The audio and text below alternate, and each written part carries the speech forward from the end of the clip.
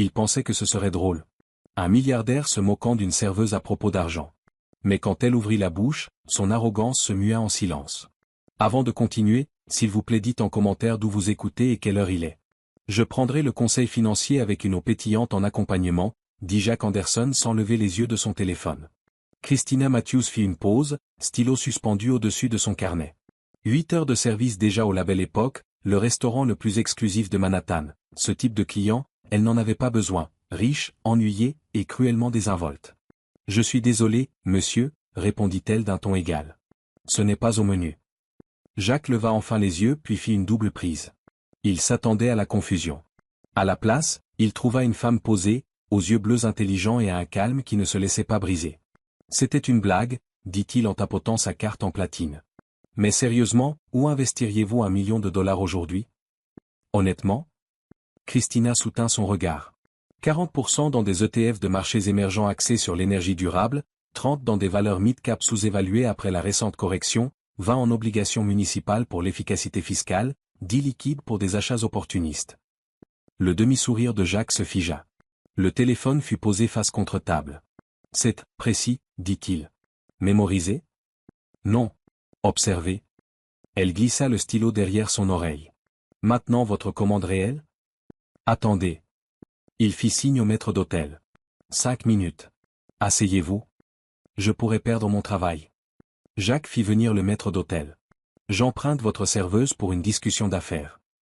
Bien sûr, monsieur Anderson, souffla Pierre. Christina s'assit, la mâchoire serrée. C'est inapproprié. Votre analyse d'investissement l'était aussi, dit Jacques en l'étudiant. D'où ça vient? Columbia? NYU? Est-ce que ça a de l'importance? Elle redressa une fourchette. Vous avez posé une question. J'ai répondu. Marchés émergents, pourquoi eux? Parce que les fonds verts occidentaux se marchent dessus sur les mêmes projets limités. Des bulles se forment. Les pays en développement voient une demande énergétique croissante, moins de freins bureaucratiques, et des gouvernements désespérés pour des investissements d'infrastructures. Les incitations ajoutent à elles seules environ 4% de rendement annuel. Jacques cligna des yeux, intrigué malgré lui. L'analyse était nette. Pas des idées de salon. Du vrai travail. Qui êtes-vous? Juste une serveuse qui lit. Il commanda. Entrecôte saignante. Mac and cheese à la truffe. Eau pétillante. Quand l'addition arriva, il ajouta $5 000. C'est excessif, dit-elle. Considérez cela comme des frais de conseil. Et appelez-moi. Il poussa une carte sur la table, un numéro privé griffonné au dos. J'ai une proposition. Je ne pense pas que ce soit approprié. Prudente? Demanda-t-il, amusé. Ou effrayé? Prudente. C'est différent. Dehors, l'air d'octobre mordait à travers son caban fin. Les $5 000 brûlaient dans sa paume exactement la somme dont elle avait besoin pour payer les frais de scolarité et le loyer. Son téléphone vibra. Bourse refusée. Son estomac se noua. Elle regarda la carte de Jacques, puis appela. C'était plus rapide que prévu, dit-il. J'écouterai votre proposition. Demain, 15 heures, Anderson Capital. Si c'est quoi que ce soit d'inapproprié? C'est du business, dit Jacques, la voix soudain froide. Je ne mélange pas. Le 87 étage d'Anderson Capital donnait l'impression d'une autre planète, mur de verre, lumière liquide, écran plein de chiffres que la plupart des gens ne verraient jamais. Le chef de cabinet de Jacques, David Mercer, la conduisit au bureau d'angle avec un regard qui suggérait que la sécurité serait appelée au moindre faux pas. Jacques se leva quand elle entra. Dans son domaine, il était encore plus dangereux, calme, précis, parfaitement à l'aise. Vous avez l'air différente aujourd'hui, dit-il. Je ne porte pas de tablier. Il sourit. C'est juste. Il actionna un contrôle, un mur s'ouvrit sur un écran massif. J'ai besoin d'un regard neuf sur quelques opportunités. Mon équipe est partagée. Vous serez le brise-égalité. L'écran s'illumina de 6 opérations pré-IPO en Asie et en Afrique. Christina oublia le bureau, Jacques, sa vie. Elle travailla. Réarrangea des colonnes. Croisa la consommation d'énergie avec la production déclarée. Suivit les historiques des dirigeants. Trouva la faille. Ces 3 ont du potentiel, dit-elle en pointant. Ces 2 sont surévalués d'après une pénétration de marché imaginaire. Et celle-ci? Jacques s'approcha. Oui. Fraude. La courbe de croissance est trop lisse. Leur consommation d'énergie ne peut pas soutenir la production manufacturière qu'ils prétendent. Ils falsifient la production. Mes analystes ont manqué ça. Ils n'ont pas croisé les données d'infrastructure. Vous venez de m'éviter une erreur à 100 millions, dit-il doucement. Ne retournez pas au restaurant. Elle expira. Je ne peux pas travailler ici. Pas publiquement. Pourquoi? C'est compliqué. Simplifiez-le, dit-il. Ou dites-moi ce que vous craignez. Silence. Anonymat, télétravail, pseudonyme, dit-elle. NDA blindé. Je veux votre cerveau ici, pas en train de porter des assiettes. Contre son meilleur jugement, l'analyste en elle se redressa. Contrat d'abord. Ensuite peut-être. Son rire fut bref et lumineux. Fait. 2 semaines sous le pseudonyme CM, et le monde de Christina changea. Elle signala 2 tromperies sophistiquées et sabota une acquisition qui aurait saigné Anderson Capital. Elle travaillait surtout de chez elle, venait pour des réunions de haut niveau, et se souvint de ce que ça faisait d'avoir de l'importance. C'est alors que Mercé frappa. Le consensus est de procéder à l'acquisition, dit Jacques dans la salle de guerre, les dirigeants disposés comme des pièces d'échecs. Christina? J'ai des réserves, dit-elle en se levant. L'algorithme est pour l'essentiel open source. Les données utilisateurs sont manipulées et regardez les artefacts de pagination, les rapports mensuels et trimestriels ne proviennent pas de la même source. Murmure. Le service juridique fronça les sourcils. La mâchoire de Mercé se contracta. Avec tout le respect, dit-il d'une voix glacée, qui est Madame Matthews? Une serveuse arrivée il y a 3 ans sans passé? Pas d'historique de crédit? Pas de réseaux sociaux? Elle pourrait travailler pour un concurrent. La pièce se tendit. Christina resta immobile. Assez, dit Jacques. Je l'ai vérifié. Mercé poussa un dossier sur la table. J'ai poussé l'enquête plus loin. Christina Matthews n'existait pas avant l'âge de 22 ans. La réunion se dispersa sous l'autorité calme de Jacques. Tout le monde sortit. Mercé resta. Les portes se fermèrent.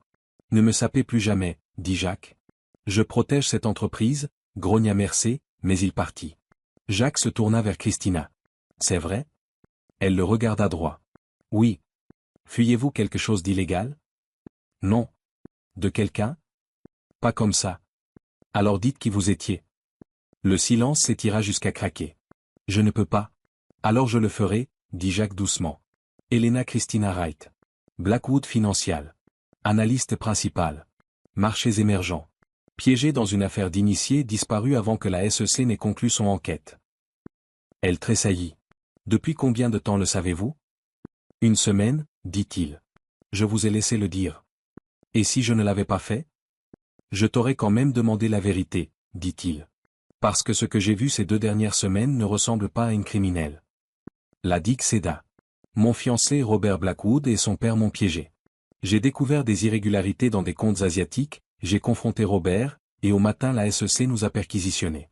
Mes identifiants ont été utilisés pour autoriser des transactions que je n'ai jamais touchées. Des comptes offshore ouverts à mon nom. Trace papier parfaite. Je n'avais aucun moyen de prouver que je n'étais pas la voleuse. Alors je suis parti. Jacques réfléchit, les yeux se durcissant. Les Blackwood ont une réputation mais c'est chirurgical. S'ils vous ont piégé, ils l'ont probablement fait à d'autres. En quoi ça change quelque chose maintenant? Demanda-t-elle, la voix tendue. Mon nom est Sandre. Ça compte, dit Jacques, parce qu'on peut le prouver. Si on trouve le motif, on trouve la vérité. Même si ça existe, c'est enterré.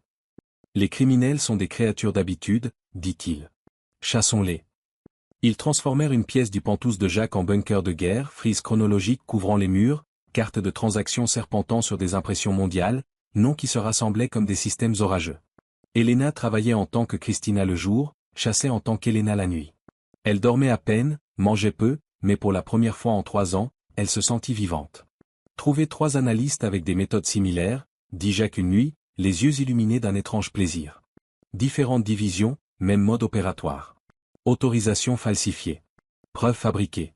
Même motif temporel, découverte puis destruction. C'est un motif, souffla Elena, la gorge serrée. Mais nous avons encore besoin d'un lien vers les Blackwood. Le téléphone de Jacques vibra. Mercé. Il le mit en haut-parleur. Robert Blackwood veut une réunion demain, dit Mercé. Expansion asiatique.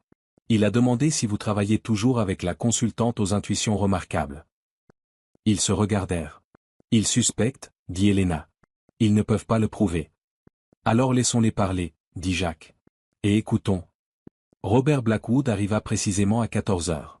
Tailleur impeccable, beau, souriant avec la patience d'un prédateur. Elena observait depuis une salle de surveillance cachée, casque relié à l'oreillette presque invisible de Jacques. Nos entreprises sont complémentaires, dit Robert avec douceur. Vos innovations technologiques, notre présence en Asie, un joint venture au Vietnam a du sens. Il cherche un accès, chuchota Elena. Il veut vos systèmes, vos données. Jacques hocha imperceptiblement la tête, le visage impassible. Nous avons eu des départs dans votre équipe d'analytics, dit-il d'un ton modéré.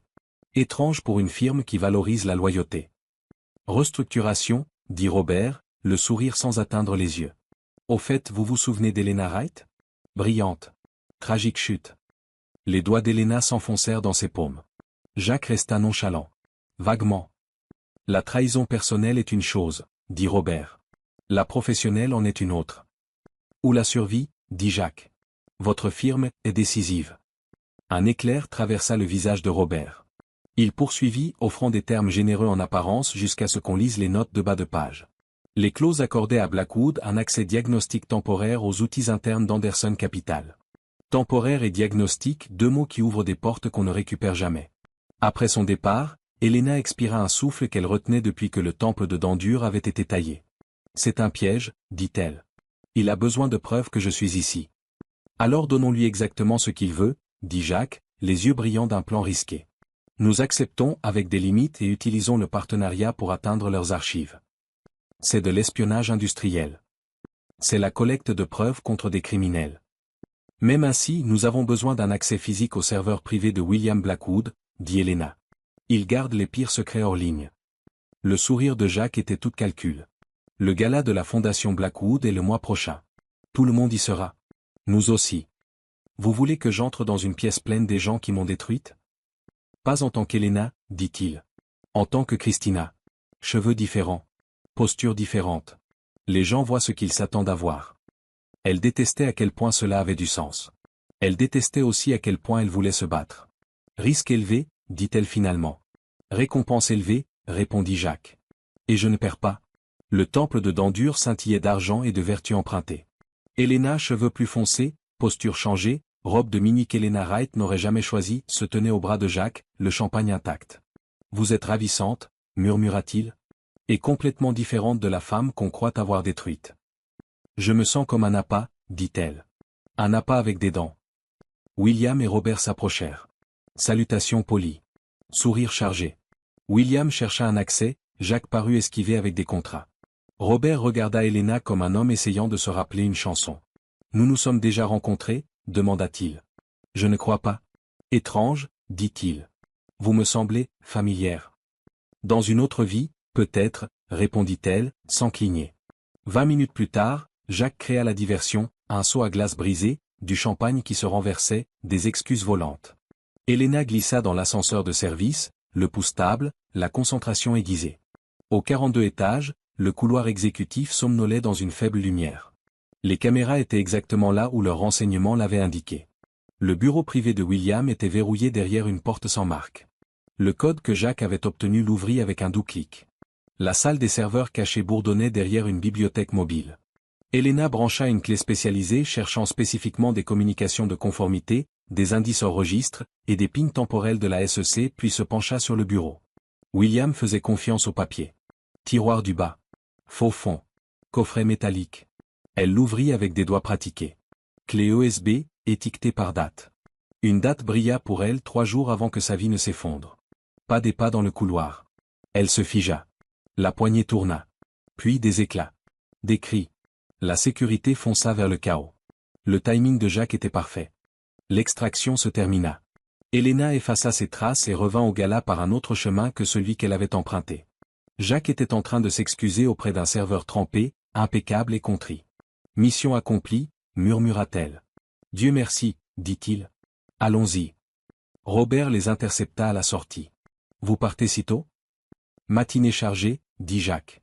Robert prit la main d'Elena. Un plaisir, Madame Matthews. Je suis sûr que nous nous verrons souvent. En affaires, dit-elle. Seulement en affaires. La poigne se resserra, puis se relâcha. L'épreuve était pire et meilleure que ce qu'ils avaient espéré. Des emails entre William et Robert discutant de la façon de contenir la situation Elena. Des instructions pour falsifier des autorisations. La coordination avec un contact complice à la SEC pour accélérer les perquisitions. Un enregistrement de Robert, le lendemain de sa confrontation. Elle en sait trop. Je m'occuperai d'Elena, dit Robert. Quand j'aurai fini, personne ne la croira. L'équipe juridique de Jacques bâtit l'affaire comme une cathédrale, patiente, exacte, révérente aux détails. Ils la livrèrent simultanément à la SEC, à l'unité de crimes financiers du FBI, et à des journalistes trop intègres pour enterrer l'affaire. Blackwood Financial s'effondra. D'anciens analystes émergèrent, même schéma, même cicatrice. 3 mois plus tard, les caméras surprirent Robert Blackwood menotté sur les marches de son townhouse. William suivit. « Qu'est-ce que ça fait ?» demanda Jacques, rejoignant Elena à la fenêtre tandis que les images défilaient sur la télévision de son bureau. « Irréel, dit-elle. Comme se réveiller enfin. » Il prit sa main. « Simple. Certain. Et maintenant, demanda-t-il. Christina reste ? Elena revient ? Elle le regarda, cet homme qu'il avait vu quand elle était invisible, qui avait cru sa parole quand le monde la traitait de menteuse. Les deux, dit-elle. Christina conseille. Elena reconstruit quelque chose de nouveau. Avec quelqu'un qui mise sur la vérité.